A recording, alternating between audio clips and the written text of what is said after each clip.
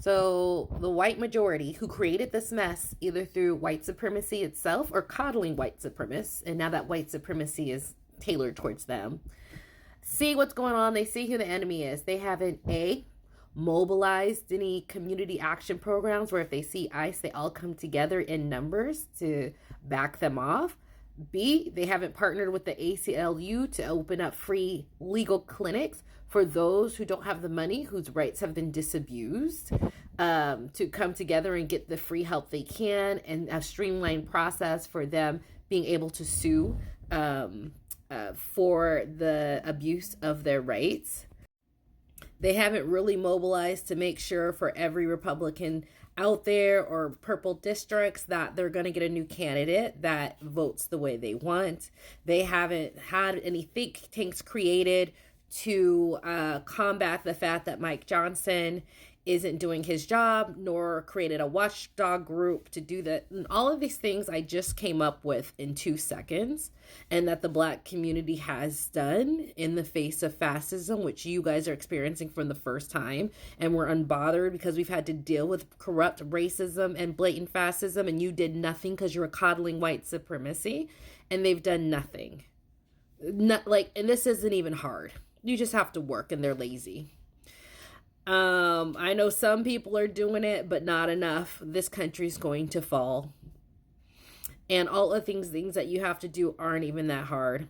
You just have to work together and care about people other than yourself. But honestly, you are in the America that you made and are making.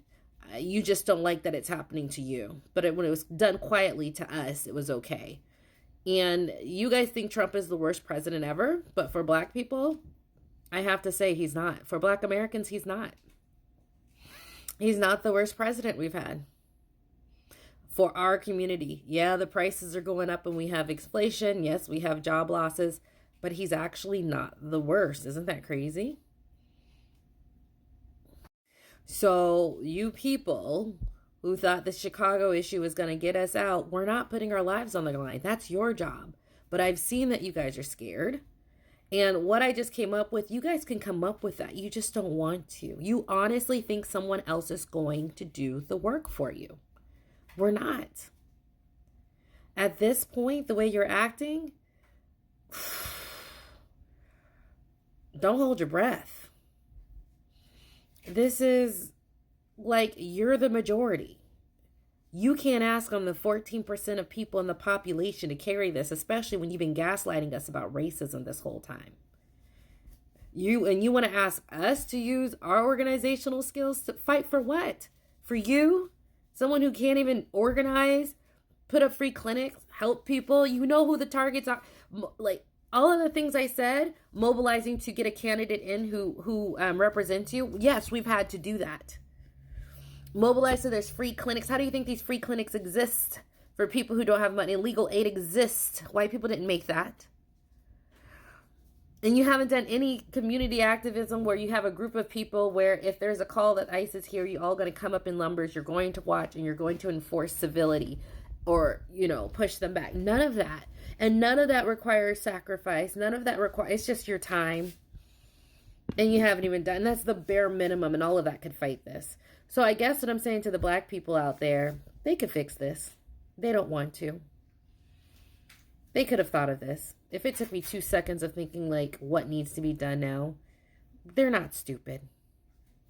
They think if they hold their breath long enough, we're going to get out there. So let's play this game of chicken, because unfortunately, we have a very, very, very deep well that you'd have to climb out of, and what we could see happening. Because to be honest, all we see is that the treatment that was quietly happening to us, happening to everyone out in the open. How do you think we feel about that? That we've been trying to fight against this on our own and you ignored it. Now it's happening to you. How do you think that feels? Just logically. No emotions involved. Why would I move for this? Why would I move for you when you ignored us this whole time? And you're just getting the same treatment we got. So the answer is, it's on you. And y'all lazy. They're lazy. I don't know. They're lazy. I know they're smart enough to think of what I just thought of in a second. That wouldn't even be hard. You have a mobilization in every single city. You know the cities they're going to. You know who the targets are. What do you mean, what do we do? And black people, if they pull that lie, they want to declare martial law on black people. They want black people out so they can declare martial law. They're letting you white people, they're treating you with kids' gloves. So get out there. So I'm saying they're going to declare, on black people, they're going to declare martial law. That's why they keep trying to bait us to get us into the streets. It's the whole world sees it. You guys go out there and they teach you with kids' gloves. Get out there. Stop it. You are not us and they don't treat you the same. You're just so scared you want to use that tactic so you don't have to do anything. You're scared and you don't want to sacrifice anything. Well, sacrifice is what it takes. Sacrifice is what it takes.